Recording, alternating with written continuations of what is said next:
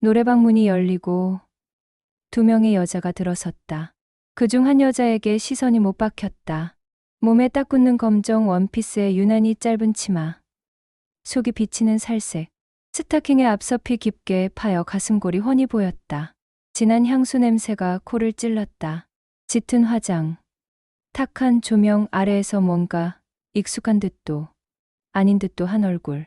언뜻 스치는 옆모습이 죽은 아내와 닮아 가슴이 철렁했다.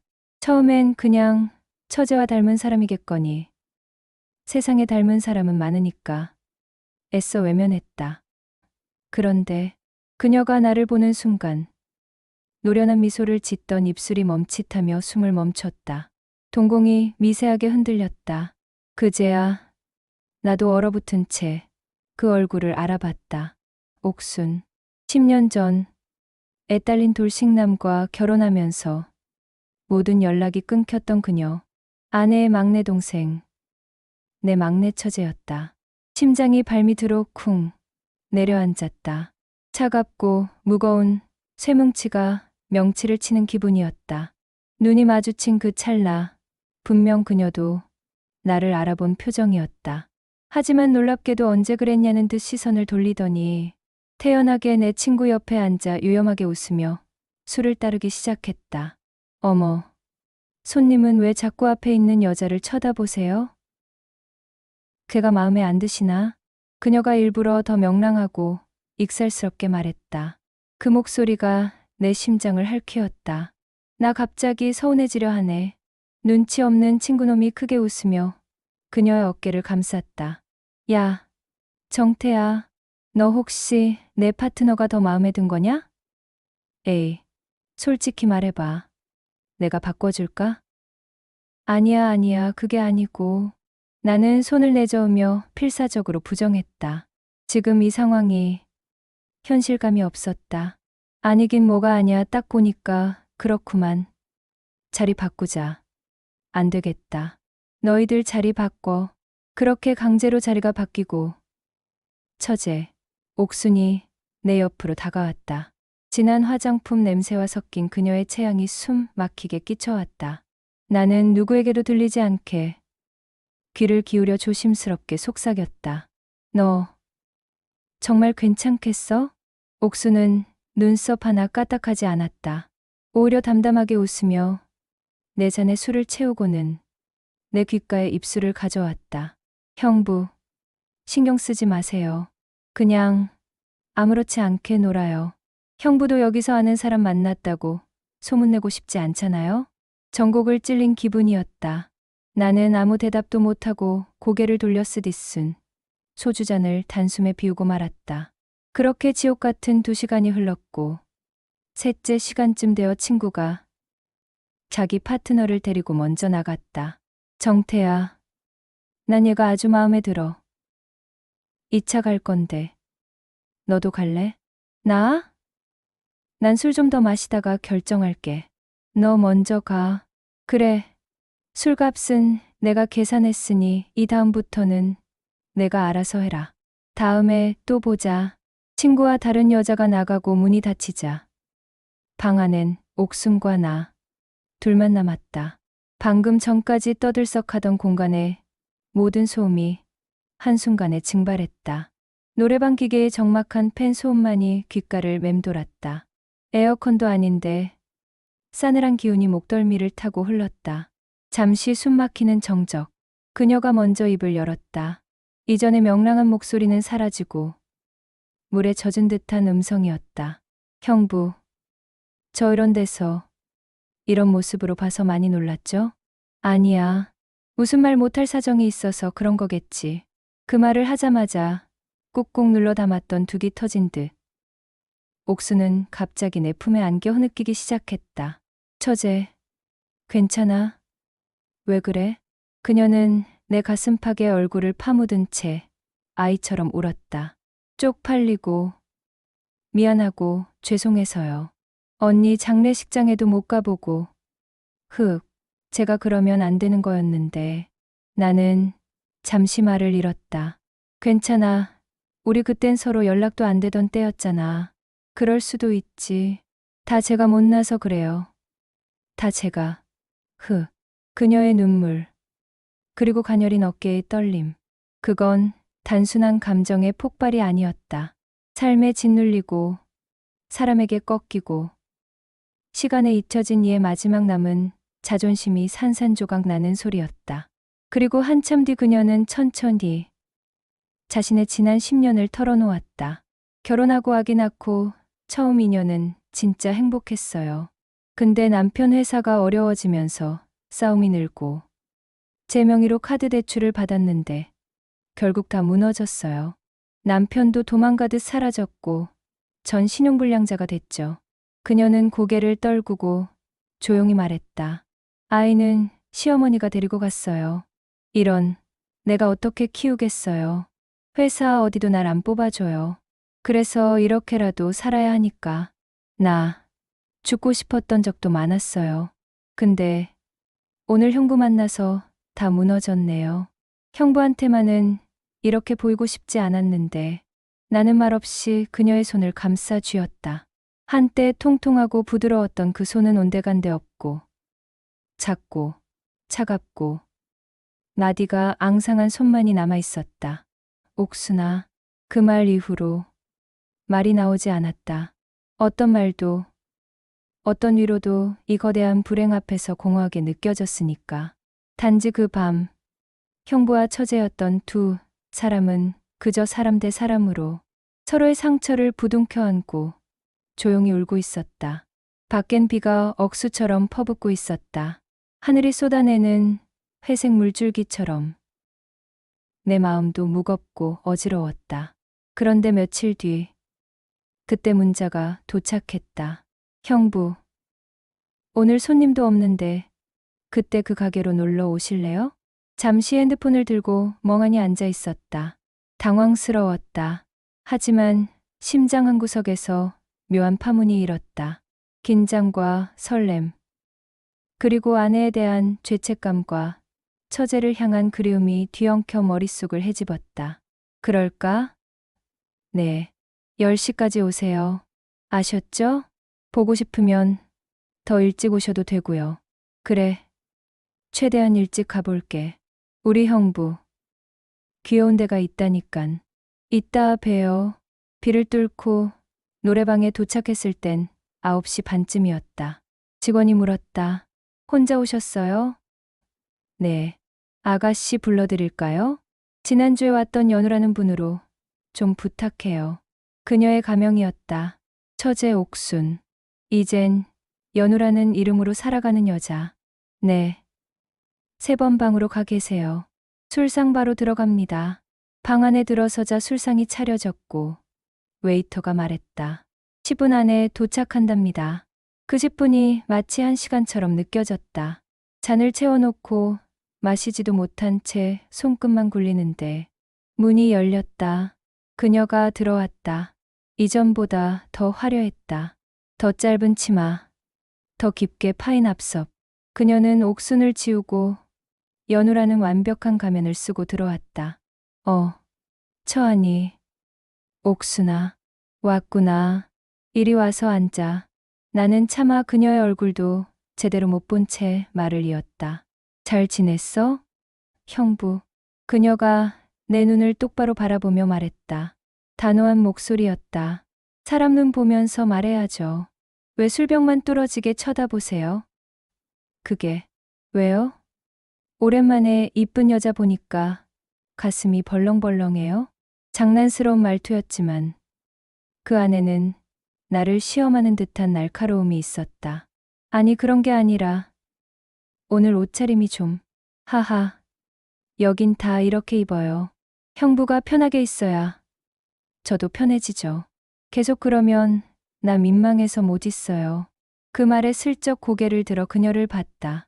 두꺼운 화장 뒤로 보이는 눈빛은 어디선가 여전히 따뜻했다. 오늘은 밝아 보여서 다행이다. 그럼요. 우리 사랑하는 형부를 만났잖아요.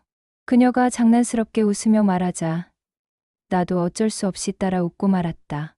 누가 보면 진짜 사이 좋은 줄 알겠어. 좋았잖아요. 제가 결혼하기 전까진. 그건 그랬지.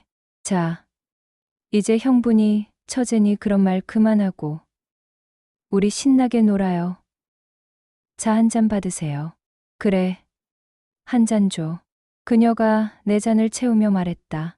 근데 형부, 여기서도 형부 처제하니까 좀 웃기고 이상해요. 마치 죄 짓는 기분이잖아요.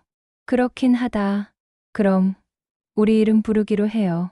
여기선 그냥 손님과 아가씨잖아요. 그래. 그럼 옥수나. 네. 정태 씨, 자, 이리 와봐요. 우리 러브샷. 잔을 부딪히며 우리는 그렇게 또 한 겹의 선을 넘었다. 술 기운 때문일까? 아니면 지독한 외로움 때문이었을까? 그날 밤 우리는 신나게 놀았다. 술을 마시고 춤을 추고 장난처럼 서로의 손을 잡았다 놓기를 반복했다. 분명 도우미와 손님인데 그건 연기 같지 않았다. 오히려 형부와 처제라는 무거운 굴레를 벗어던진 것처럼 더 솔직하고 더 편안했다. 노래가 끝나고 잠시 숨을 고를 때 그녀가 내 어깨에 머리를 기댔다. 정태 오빠. 응, 많이 외로우시죠? 그 말에 나는 대답 대신 남은 잔을 비웠다. 10년간 텅 비어 있던 내 삶을 들킨 것 같았다. 그녀는 잔을 내려놓으며 나직이 말했다. 오빠 외로울 때마다 저한테 연락하세요. 제가 옆에 있어 드릴게요. 그 순간 방 안의 현란한 조명이 유난히 따뜻하게 느껴졌다. 그건 사랑이 아니었다. 어쩌면 연민도 아니었다. 형부와 처제라는 호칭보다 더 오래 남을 한 사람과 한 사람 사이의 작은 위로가 이 비 오는 밤에 잔잔히 퍼지고 있었다. 안녕하세요. 제 나이 50, 중견 건설회사에서 부장으로 일하고 있어요. 20년 넘게 성실함 하나로 앞만 보고 달려왔죠. 제 삶은 늘 정해진 길로만 가는 단단한 궤도 같았거든요. 적어도 3년 전, 그 거대한 폭풍이 몰아치기 전까지는 그랬습니다. 끔찍이도 사랑했던 아내, 혜숙이가 갑작스러운 암 말기 판정을 받았을 때 정말 세상이 무너지는 것 같았어요. 하지만 무너질 수는 없었죠. 아내 손을 붙잡고 몇 번이고 되뇌었거든요. 여보, 괜찮을 거야. 내가 어떻게든 살릴게. 우리 같이 이겨내자. 그 말은 사실 아내보다 저 자신한테 하는 주문에 가까웠네요. 어떻게든 괜찮아야만 했으니깐요. 회사에선 중요한 프로젝트가 줄줄이 저를 기다렸지만 제게 그보다 중요한 건 없었어요. 결제 서류 대신 아내의 체온계를, 회의실 대신 병실을 지켰죠. 병원 복도의 딱딱한 의자가 저희 집 소파보다 더 편안하게 느껴질 정도였거든요. 그런데 신은 제 간절함을 외면하더군요. 아내의 병세는 하루가 다르게 나빠졌고 눈덩이처럼 불어나는 병원비는 20년간 성실히 모아온 우리 가정의 기반을 뿌리부터 집어삼키기 시작했어요. 그렇게 2년을 버텼지만 결국 아내는 제 곁을 떠났습니다. 아내가 없는 세상은 소리가 사라진 흑백 영화 같았거든요. 퇴근하고 텅 빈 집에 들어서는 순간 현관 센서 등이 기계적으로 켜질 때마다 심장이 쿵 내려앉더군요. 온기가 사라진 공기. 저를 반겨주던 아내의 웃음소리 대신 웅웅거리는 냉장고 소음만이 집을 채웠어요. 침대의 절반은 늘 차가웠고 식탁에서는 마주 앉을 사람이 없었죠. TV를 켜놓고 혼자 밥을 삼키는 날들이 이어졌습니다. 정말 하루하루를 버틴다는 표현이 딱 맞았어요. 웃을 일이 사라졌고 사는 게 재미가 없었거든요. 삶의 의미를 잃어버린 채 그저 숨만 쉬며 시간을 흘려보낼 뿐이었습니다. 그러던 어느 날 저를 보다 못한 오랜 친구 녀석이 닥달을 하더라고요. 정태야, 내가 아주 괜찮은데 알아놨는데 같이 가자. 좋은데 어디? 귀찮다. 저는 손사래를 쳤죠. 노래방인데 다른 데 비해 술값도 반값이고 아가씨들 미씨라서 그렇지 엄청 잘 놀아. 나이 먹고 그런 데를 뭐하러 가. 시끄럽기만 하지. 야, 너 그러다 늙어 죽어. 언제까지 그렇게 살래? 집에 가봤자 벽 보고 술 마실 거잖아. 그러지 말고 가자. 술값은 내가 계산할게. 가자. 녀석의 성화에 못 이기는 척 따라 나섰어요. 그 시간에 집에 들어가 어둠과 마주하느니 시끄러운 소음 속에 잠시 저를 던져버리는 게 나을지도 모른다는 자포자기의 심정이었거든요. 요란한 사이키 조명과 귀청이 터질 듯한 음악, 퀴퀴한 담배 냄새와 값싼 향수가 뒤섞인 공기. 그 혼돈 속에서 저는 제 눈을 의심했네요. 맥주병을 들고 억지 미소를 지으며 방으로 들어서는 여자. 10년째 연락이 끊겼던 처제, 옥순이었어요. 너무도 변해버린 모습이었지만 날카로운 눈매와 오똑한 코는 분명 옥순이더라고요. 몸에 딱 붙는 반짝이는 원피스. 짙은 화장 아래 희미하게 드리운 고단함이 보였죠. 순간 10년 전 옥순이 모습이 파노라마처럼 스쳐 지나갔습니다. 아내는 삼남 일녀의 장녀, 옥순이는 그녀보다 10살이나 어린 막내였거든요. 늦둥이로 태어나 온갖 귀여움을 독차지하고 자란 탓인지 유난히 예쁜 얼굴값을 하려는 듯 제멋대로의 고집이 하늘을 찔렀어요. 저하고는 12살 차이였고요. 제가 처가에 처음 인사를 드리러 갔을 때 교복을 입은 고등학생 옥순이는 저를 위아래로 훑어보더니 픽 웃으며 제 방으로 쏙 들어가 버리더군요. 참 당돌하고 버릇없는 첫인상이었죠. 결혼 후에도 한동안 그 인상은 크게 달라지지 않았어요. 그러다 옥순이가 26 되던 해 대구 생활을 정리하고 서울로 올라와 우리 집에 잠시 머물게 됐거든요. 그 어색한 동거는 차라리 고역에 가까웠습니다. 마주쳐도 고개만 까딱할 뿐 늘 쌀쌀맞게 굴었으니깐요. 쟤는 왜 저렇게 나한테 까칠하게 구는 거야? 내가 뭐 잘못한 거 있어? 답답한 마음에 아내에게 투덜거리자 혜숙이가 제 등을 토닥이며 웃더군요. 자기가 나이가 많아서 어려워서 그런 거지. 당신 불편해하는 거 아니야. 어릴 때부터 우리 집에서 큰형부 하면서 당신 얘기 제일 많이 했어. 잘 보이고 싶은데 마음대로 안 돼서 저러는 거야. 예쁘게 좀 봐줘. 그 말을 듣고 옥순이를 다시 보니 뾰족한 가시 속에 숨겨진 여린 속내가 보이는 듯했어요. 어느 날 밤 거실에서 혼자 캔맥주를 따고 있는데 쭈뼛거리며 가까운 옥순이가 처음으로 속마음을 털어놓더라고요. 형부, 저 사실 서울 와서 너무 외로워요. 친구도 없고 형부랑 언니는 나한테 제일 큰 사람인데 괜히 제가 불편하게 하는 것 같아서 어떻게 다가가야 할지 모르겠어요. 어깨를 움츠린 채 말하는 모습이 참 안쓰러웠네요. 그날 이후 우리의 관계는 급속도로 가까워졌습니다.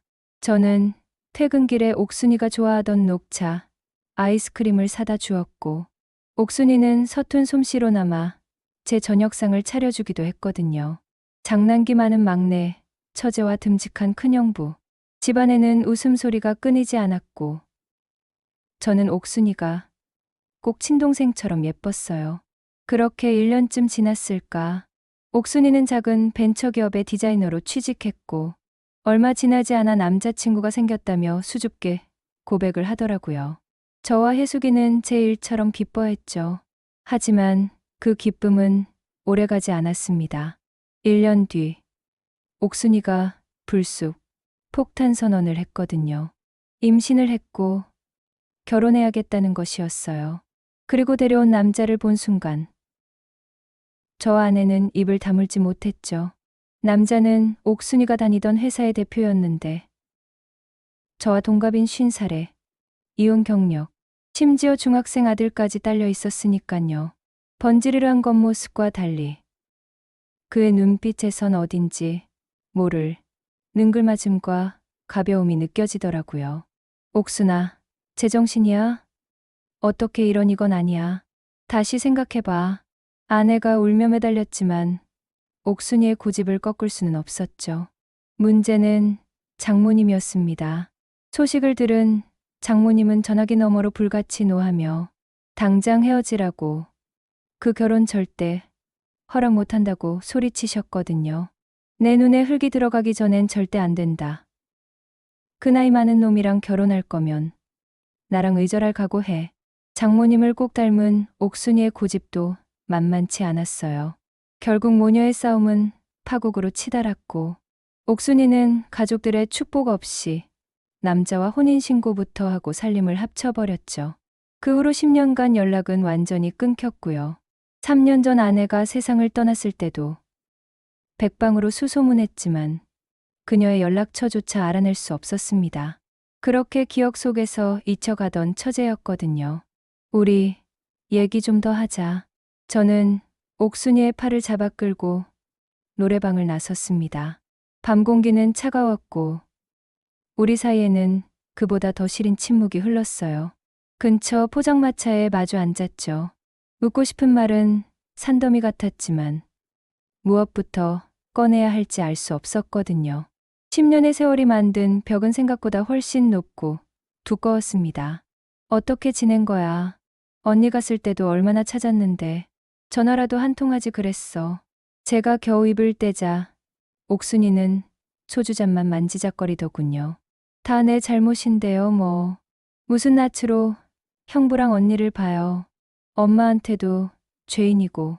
그녀의 목소리 끝이 파르르 떨리더라고요. 10년 전 가족의 축복 없이 떠났던 옥순이의 삶은 순탄치 않았어요. 남편의 사업은 2년 만에 기울었고 남은 것은 빚더미뿐이었죠. 남자는 결국 그녀와 아이를 버리고 도망쳤다고 했어요. 혼자 아이를 키우며 닥치는 대로 일했지만 세상은 녹록지 않았던 거고요. 화려했던 과거는 신기루처럼 사라지고 그녀에게 남은 건 노래방 도우미라는 초라한 현실이었습니다. 가슴이 미어지는 것 같았네요. 한때는 친동생처럼 아끼고 예뻐했던 처제였거든요. 그 앙칼진 말투 속에 숨겨진 여린 속내를 누구보다 잘 알았으니깐요. 그 밤 저는 아무것도 묻지 않고 그저 묵묵히 그녀의 술잔을 채워주었어요. 옥순이는 10년간 쌓아왔던 서름을 토해내듯 밤새 울더군요. 그날 이후 우리의 만남은 조심스럽게 시작되었습니다. 처음에는 순전히 안쓰러운 마음, 죽은 아내의 동생을 챙겨야 한다는 의무감이었죠. 하지만 만남이 거듭될수록 그 감정의 색깔은 미묘하게 변해가더라고요. 함께 밥을 먹고 영화를 보고 공원을 산책했거든요. 아내와 함께했던 소소한 일상들이었어요. 텅 비어있던 제 삶에 다시 온기가 돌기 시작했고요. 옥순이 역시 마찬가지였을 겁니다. 세상의 끝에 내몰렸다고 생각했을 때 거짓말처럼 나타난 형부는 유일한 구원이자 안식처였겠죠. 제 듬직한 어깨에 기대면 모진 세상의 풍파를 잠시나마 잊을 수 있었을 테니깐요. 어느 늦은 밤, 차 안에서 헤어지기 아쉬워 머뭇거리던 순간이었습니다. 옥순이가 제 손을 가만히 잡으며 속삭이더군요. 형부, 외로우면 언제든 연락줘요. 제가 풀어드릴 테니. 그 한마디가 잿더미 같던 제 마음에 불씨를 던졌어요. 단순한 위로가 아니었거든요. 여자로서의 옥순이가 남자로서의 저에게 보내는 분명한 신호였죠. 안 된다. 이건 미친 짓이다. 이성이 경고등을 울렸지만 심장은 제멋대로 뛰기 시작했어요. 죄책감과 설렘이 뒤섞인 위험한 감정. 저는 아무 말도 못하고 그녀의 손을 뿌리치지도 못했네요. 그 밤, 우리는 결코 넘지 말아야 할 선을 넘고 말았죠. 그때부터 우린 서로에게 없어서는 안 될 존재가 되어갔습니다. 옥순이는 심심하면 저를 찾았고, 저는 외로움을 느낄 때마다 옥순이를 찾았거든요. 마치 자석의 다른 극이 서로를 끌어당기듯. 우리 역시 이러면 안 된다는 것을 알면서도 서로에게 이성적으로 거부할 수 없이 끌리게 된 것이었어요. 텅 빈 집으로 돌아가는 것이 두려웠던 저에게 옥순이는 살아있음을 느끼게 해주는 유일한 사람이었고, 벼랑 끝에 서 있던 옥순이에게 저는 세상의 전부를 가진 것 같은 든든한 버팀목이었던 거죠. 그러던 어느 날, 옥순이가 어느 때보다 어두운 얼굴로 저를 찾아왔어요. 그녀는 차마 입이 떨어지지 않는 듯 한참을 망설이다가 어렵게 이야기를 꺼내더라고요. 형부 사실 나 사채빚도 있어요. 올 것이 왔구나 싶었죠. 그녀의 고단한 삶을 짐작하지 못한 건 아니었으니까요. 근데 요즘 사채업자들이 못할 짓을 하네요. 밤낮으로 전화해서 협박하고 가게까지 찾아와서 행패를 부리고 이러다 아들한테까지 해코지할까봐 무서워 죽겠어요. 형부가 좀 갚아주면 안 될까요? 그녀는 고개를 푹 숙인 채 아이처럼 울먹이더군요. 그 모습에 가슴이 철렁 내려앉았어요. 그래, 그게 얼만데 대체 어디다 쓴 돈이야. 1억이요. 그 사람이 사업 망하기 전에 마지막으로 끌어다 쓴 돈인데 이자가 붙어서 이렇게 됐어요. 생각보다 큰 액수에 잠시 숨을 골랐습니다. 제 퇴직금의 일부를 털어야 하는 결코 적지 않은 돈이었거든요. 하지만 이미 제 마음은 그녀를 외면할 수 없었어요. 좀 많네. 제 침묵이 거절의 의미로 들렸는지 옥순이는 다급하게 제 팔을 잡더라고요. 형부가 그 돈 갚아주면 제가 평생 형부 모시며 살게요. 밥도 하고 빨래도 하고 청소도 하고 말이에요. 뭐? 같이 살겠다는 말이야?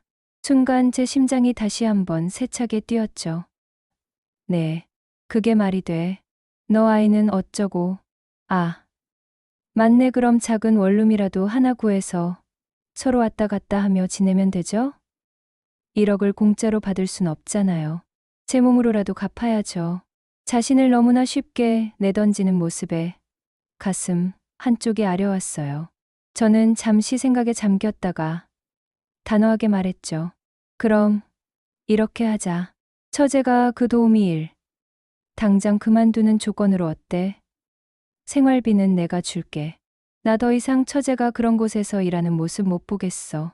그건 죽은 내 언니한테도 못할 짓이야. 제 말에 옥순이의 눈이 동그래지더군요. 그렁그렁 맺혀있던 눈물이 후두둑 떨어졌고요. 그녀는 말없이 고개만 계속 끄덕였습니다. 그 후 며칠 만에 1억의 빚은 깨끗하게 정리되었어요. 저는 사람들의 시선을 피해 회사에서 조금 떨어진 뒷골, 목 아주 조용한 곳에 작은 원룸을 얻었죠. 그곳은 오롯이 우리 두 사람을 위한 비밀의 공간이 되었습니다. 옥순이는 정말로 노래방 일을 그만두었고 낮에는 아이를 돌보고 저녁이 되면 우리의 아지트로 왔거든요. 저는 퇴근하면 곧장 그 원룸으로 향했어요. 문을 열면 맛있는 찌개 냄새와 함께 다녀오셨어요. 형부. 하고 반겨주는 옥순이가 있었거든요. 우리는 함께 저녁을 먹고 TV를 보며 웃고 서로의 지친 어깨를 주물러 주었죠. 그렇게 밤 12시까지 함께 시간을 보내다 아쉽게 헤어졌고요. 주말에는 거의 하루 종일 같이 있었어요. 잃어버렸던 신혼의 단꿈을 다시 꾸는 것만 같았네요. 비록 세상의 눈을 피해 숨어야 하는 관계였지만 그 안에서의 행복은 진짜였거든요. 저는 3년 만에 처음으로 깊은 잠을 잘 수 있게 되었습니다. 그러다 하루는 꿈의 안에 해수기가 나타났어요. 꿈속에서 저는 옥순과 함께 있다는 사실에 어쩔 줄 몰라 하며 무릎을 꿇고 용서를 빌었거든요. 죄책감과 미안함에 고개조차 들 수 없었어요. 여보, 내가 미쳤나 봐. 정말 미안해. 마음속으로 수백 번 외쳤죠. 그런데 아내는 저를 꾸짖지 않더군요. 오히려 봄날처럼 환하게 웃으며 제 머리를 쓰다듬어 주었어요. 여보, 고마워. 이렇게라도 웃음을 되찾아서 당신이라도 행복해야 해. 그래야 나도 편히 갈 수 있어. 그 따뜻한 목소리에 깜짝 놀라 잠에서 깼습니다. 온몸은 식은땀으로 축축했고 심장은 격렬하게 뛰고 있었어요. 옆을 보니 옥순이가 새근새근 고운 숨을 내쉬며 잠들어 있더라고요. 그녀의 뺨에 흐른 눈물 자국을 손으로 가만히 닦아주었고요. 그리고 무심코 시계를 보았네요. 새벽 3시. 3년 전 아내가 제 손을 잡고 마지막 숨을 거둔 시간과 정확히 같았어요. 온몸에 소름이 오소소 돋더군요. 이것은 단순한 꿈이 아니었습니다. 하늘에 있는 아내가 보내준 마지막 선물이자 허락이라는 생각이 들었어요. 저를 짓누르던 죄책감의 족쇄가 풀려나가는 기분이었죠. 어쩌면 제 선택이 틀리지 않았음을 아내가 확인시켜 준 것만 같았거든요. 저는 잠든 옥순이의 이마에 조용히 입을 맞추었습니다. 이 여자, 아내가 제게 남기고 간 마지막 선물일지도 모른다는 생각이 들었네요. 세상이 손가락질할지라도 저는 이 손을 놓지 않으리라. 앞으로 이 여자에게 더 잘해야겠다. 제 남은 인생을 다 바쳐서라도 그녀의 상처를 보듬고 행복하게 해줘야겠다고 저는 어둠 속에서 조용히 맹세했습니다. 그것이 저를 용서해준 아내에 대한 보답이자 제게 다시 찾아온 삶에 대한 예의라고 믿기로 했고요.